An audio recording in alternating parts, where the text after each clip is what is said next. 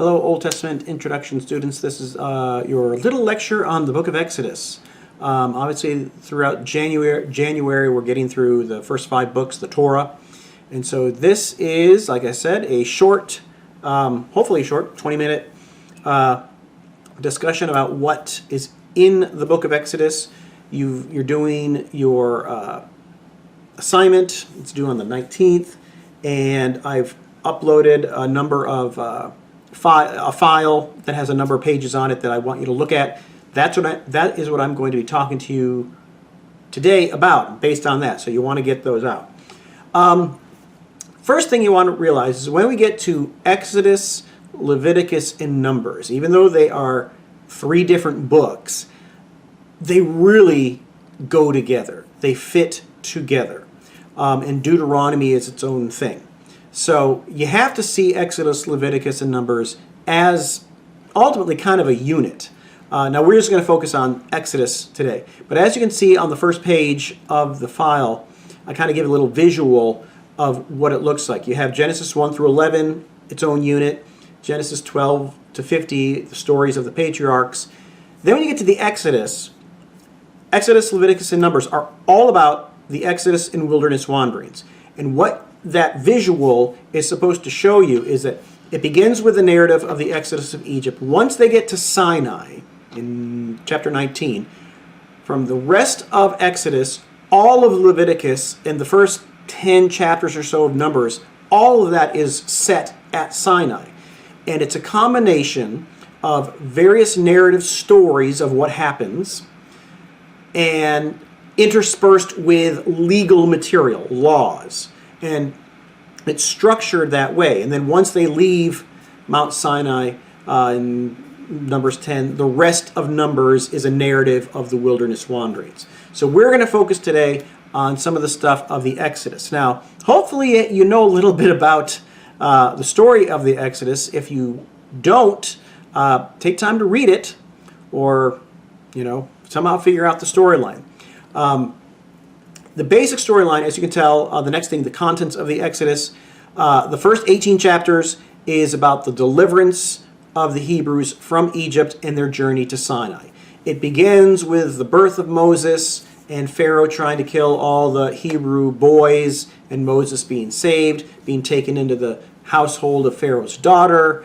And then when he gets older, he kills an Egyptian and he flees for his life. And he travels to Midian, where he's there for like 40 years. All that's like in the first 2 or 3 chapters. And then, starting in chapter 3, I believe, he encounters Yahweh at the burning bush, and Yahweh tells Moses to go back to Egypt and tell Pharaoh to let my people go.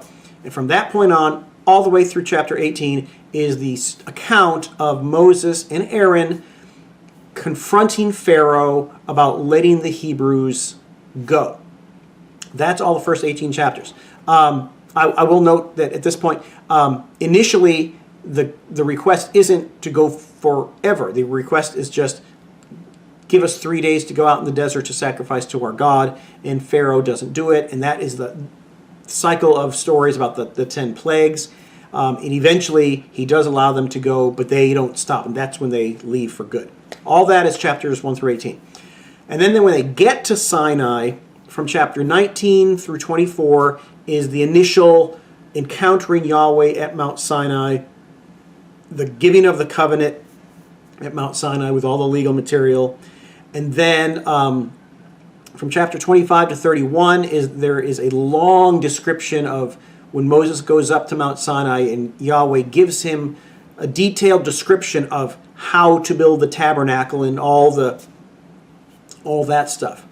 And then in chapters 32 and 34, there's the famous golden calf incident. That's where as soon as they make the covenant with Yahweh, when Moses is up on Mount Sinai getting the instructions for the tabernacle, the Hebrews are down at the base of the mountain having like a pagan orgy fest to Yahweh because they're treating him just like an Egyptian bull god.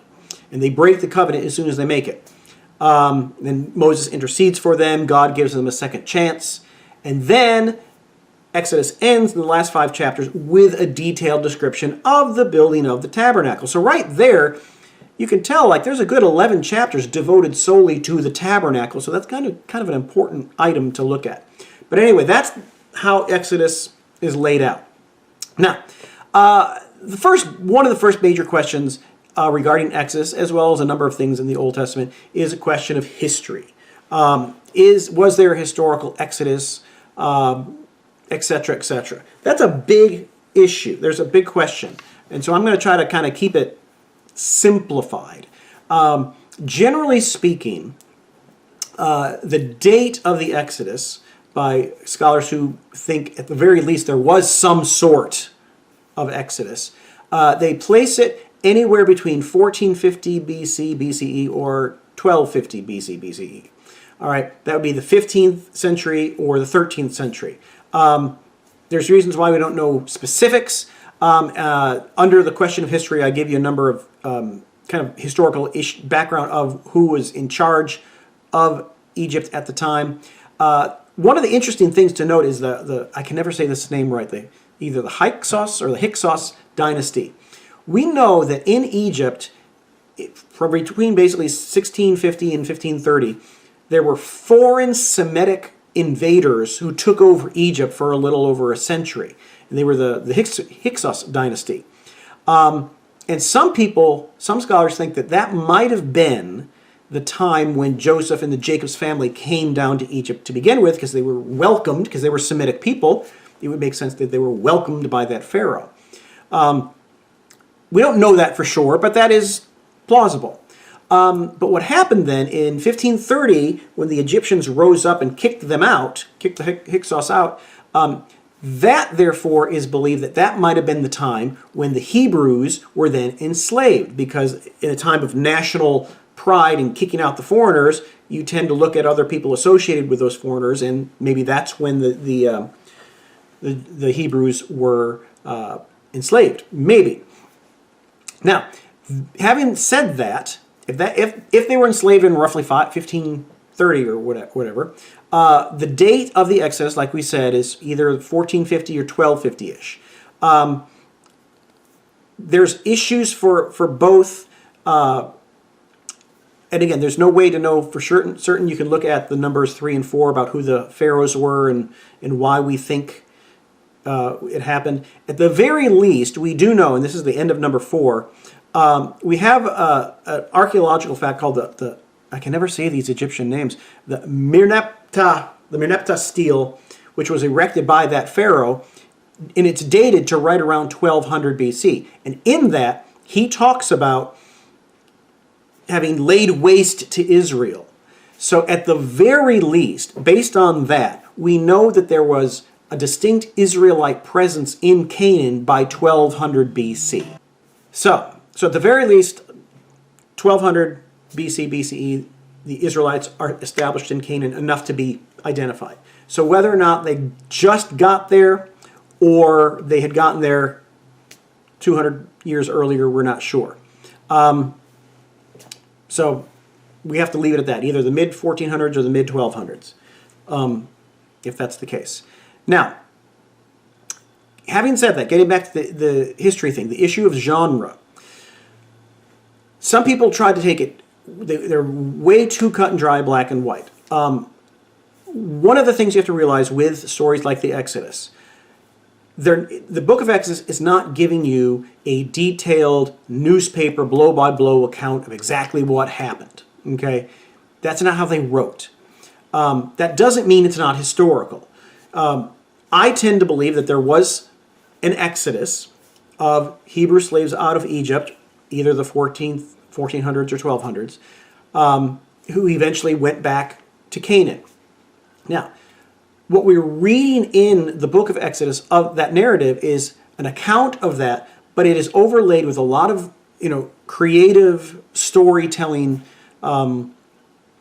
elements that you just have to realize, because the writer of Exodus was not writing it just for the sake of just giving you facts. He's trying to teach you something theological, and therefore he's telling that story against the backdrop of some larger Jewish Israelite beliefs.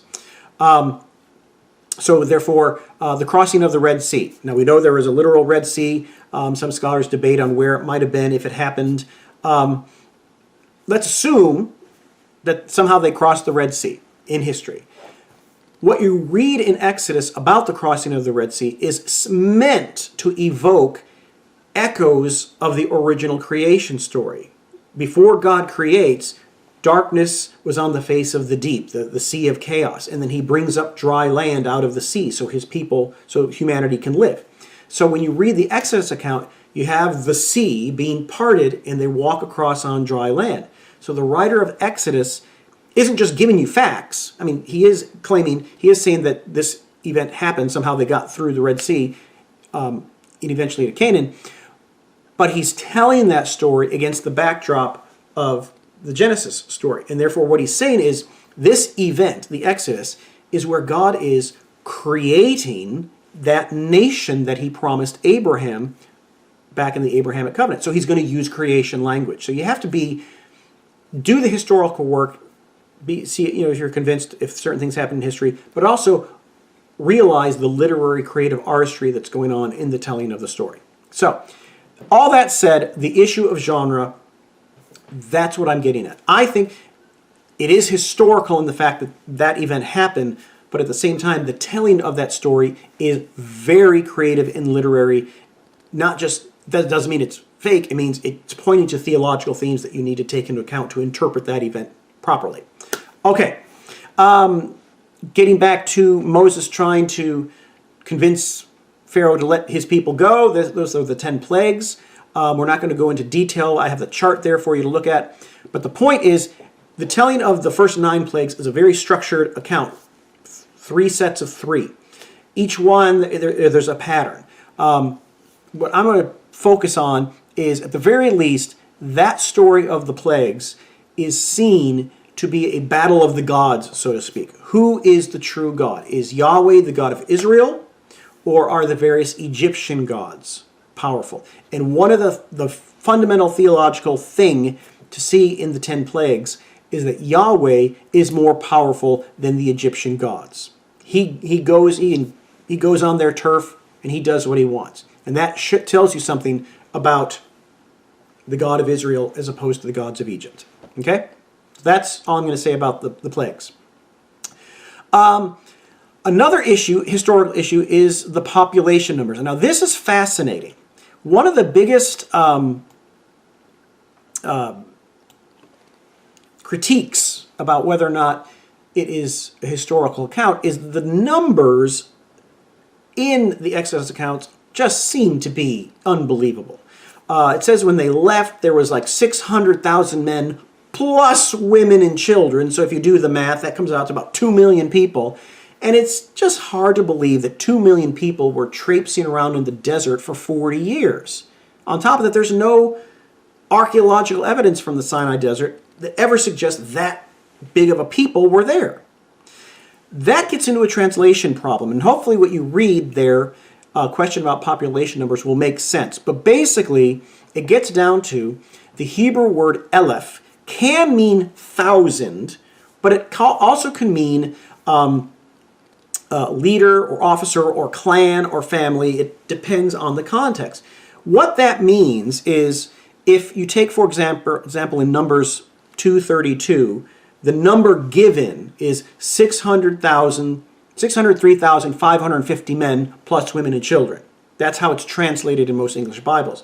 But if you consider that the word Eleph might not mean 1,000 in that context, it could mean 603 families plus 550 military officers. It's a translational thing. And if that's the case, that would put the overall number of the people leaving the Exodus to around 20,000 people, which seems to be a lot more doable and likely. Plus the fact that, I don't know how they can figure this out, but archaeologists and whatnot have figured out that in Canaan, in the mid-12th century BC, it was about 50,000 to 70,000. So therefore, the numbers fit better of what goes on eventually in the conquest. So, but that is an issue about the historicity of the Exodus. Is it 600,000 men or 600 families? I tend to think Eleph should be translated as families, and Lif means military officers. It would make more historical sense. The Exodus route, that's a big question. I've given you some maps.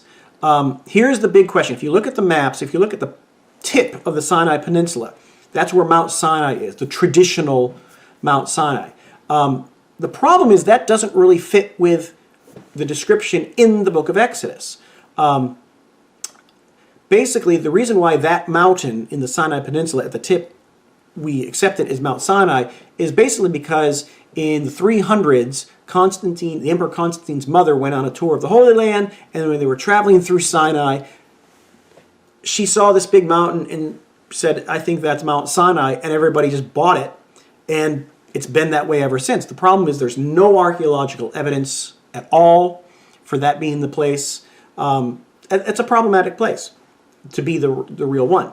Now, if you look at the second map that you have there, you see the Sinai Peninsula, you see right to the right of the map, Midian.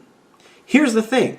In Exodus, we were told that Moses fled, when he fled Egypt, he fled to Midian. And so it is believed by some scholars that the actual Mount Sinai is probably over there somewhere. And you can kind of see it mentioned on the third map. It's called Jebel al-Lawz. And there is a mountain over there called Jebel al-Lawz that there is some archaeological stuff that hints at that could be it. But again, that's historical questions where Mount Sinai is. That's kind of an issue, but that's something to look into. But now let's get back to the book of Exodus itself.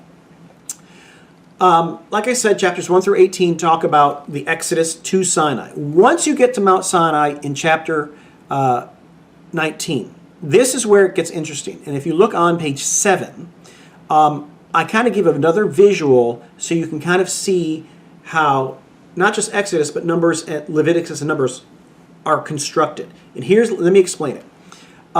Once they get to Sinai, and this is going to be something you want to know for a test, the narrative that is put forth is a very deliberate narrative. They first get to Sinai in basically chapters 19 to 24 of Exodus. That is where Yahweh establishes the Mosaic Covenant with Israel. You have to understand that covenant in connection with the Abrahamic covenant from Genesis. There, God promised that he would make Abraham's name great, they would make him into a great nation, and then all nations would be blessed. That making his descendants into a great nation, that's what the Mosaic Covenant is about. It is the covenant between Yahweh and those people who he's going to make into a great nation. It fits in with the overarching Abrahamic covenant. So 19 to 20 is that. It's legal material, okay? That's what you need to know. Then, along with that, you have stipulations. This is what is called the covenant code, okay? And this is what you get in chapters 20 to 25-ish, okay? All these legal laws. Now, we're not going to go through them all, obviously, but the point is, they are there. They're kind of like the ancient Israel Constitution and Law Code. That's what the purpose of it is. Okay, it's to set up a nation. Originally, God's purpose was to create a great nation and have them as a people be a kingdom of priests. Okay, kind of like be his representatives to the world. Okay, that's what the stipulations are there for. Unfortunately, what we get in Exodus 32, you kind of see the downward movement, you have the golden calf episode. What this shows is that this people, the Hebrews, who are going to be made into a great nation, they've just made a covenant with Yahweh, and they immediately break the covenant. Why? Because they're effectively still pagans. It is a mistake to think that they were hanging out in Egypt being purely monotheistic worshipers of Yahweh. They've been living there for 400 years. They're effectively pagans. Okay? That's why when Moses is at the burning bush, he says, who should I tell them sent me? Because they don't know. So one of the things you see in the Exodus is Yahweh taking the Hebrews out of Egypt, and he has to teach them what kind of God he is. And at this point in Exodus 32, it's pretty clear they're still treating him like an Egyptian bull god, and they break the covenant. Now, because they break the covenant, Moses intervenes for them, and in Exodus 33 and 34, God gives them a second chance. And renews the covenant. Okay? That's an important thing to realize. And he gives them a second chance. And right at the beginning, I think it's in chapter 34, the early verses there, he kind of puts, if you want to say, a preamble to the renewal of the covenant. And he basically says, I am a God, loving kindness, patient, long-suffering, as if to say, the only reason you're getting a second chance is because I'm faithful to my covenant with Abraham. And remember, he passed through the animal pieces when he made the covenant with Abraham. So here they have broken the covenant, but because he's faithful to the Abrahamic covenant, he's going to give him a second chance. So, covenant renewal. That leads into the last part of Exodus and the first part of Leviticus, where you have instructions for the tabernacle, and then, as we'll see with Leviticus, instructions for the priest. Now, this is called the priestly code. Because the people as a whole failed to be the kingdom of priests, here the priestly code establishes a priestly class to where now Israel is going to be a kingdom with priests to teach them how to obey Yahweh. Unfortunately, you get in Leviticus 17, apparently even the priests were screwing up because they were sacrificing to goat idols in the wilderness. They were doing it the wrong way. And so, because the priests screw up, that leads to the holiness code, where another section of legal material where God is then teaching the priests how to distinguish between what is clean, what is unclean, what is acceptable to Yahweh, what is unacceptable to Yahweh. So what you see in the context of Exodus all the way through Leviticus, 3 different codes of material. The covenant code was for the people, but they broke it, so he established a priestly code, but even they were unclear, so he had then established a holiness code. And then after that, at the very end of Leviticus, you get him renewing the covenant once again. That's how Exodus and Leviticus fit together as a whole. Okay? Now, the legal material, the specific laws at Sinai, the very laws, and you'll really see this with the book of Deuteronomy. You got to know this. It is the covenant at Sinai is set up as a suzerain treaty, a vassal treaty, if you want to just keep it simple. And it's an ancient Near Eastern type of treaty where a greater king would make basically a covenant contract with a vassal. And basically, I will protect you and you will be under my protection as long as you do X, Y, and Z and are a faithful vassal. And so the covenant at Sinai is like that, where God is the supreme king of the universe, and he's going to make a treaty with this people. So they are his vassal, and their job is to represent him in the world. Okay, so that's an important thing to realize. And we know that these vassal treaties have a certain pattern. There's a preamble, there's a historical prologue, this is how we met, so to speak, stipulations, this is what you are to do for me, direction of where this covenant is supposed to be placed. It's going to be placed in the Ark of the Covenant, in the Tabernacle. There's a list of witnesses, God bears witness, and then there's curses and blessings. If you keep the covenant, all these blessings will happen to you. If you break the covenant, all these bad things will happen to you. And that's going to have a huge impact on how we understand what happens later on in the history of Israel with the prophets. Okay? So let's see what else we got to cover. The last little bit here in the file is I give you a picture of the looking over what was in the tabernacle and then a map of the tabernacle place. The tabernacle was a tent. That's significant because in the wilderness, the Israelites, the Hebrews, lived in tents. They were nomads. And so the holy place was a tent as well. That is where God tabernacled with his people in the desert. That's an important thing to realize. The items in the tabernacle are very symbolic. You have, if you want to look on the last bit of the tabernacle as a whole, out front, in front of the tent, you have the altar. That's where they would do the sacrifices. A brazen laver, like it was called the sea. That's where they would do the sacrifices. When you go in to the tent, you would have a curtain, the bread of the presence, the lampstand. That was the holy place. And then right behind that, there was another curtain where the Holy of Holies was. That was where the Ark of the Covenant was. And right before that curtain, there was another altar of incense. All of that is highly symbolic. The altar of incense right before the Holy of Holies, it's where they would burn incense and the incense would go up. That incense was symbolic of the prayers of the people going up to God. Hence, that's right in front of the Holy of Holies. Okay?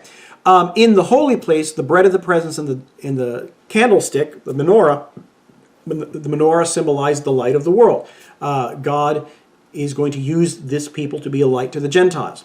The bread of the presence is obviously symbolic. It's like you're going to God's house. This is a dinner table. And the priest would eat the bread of the presence on behalf of Yahweh. Now, I'll talk more about the sacrificial stuff when we get to the Leviticus, obviously.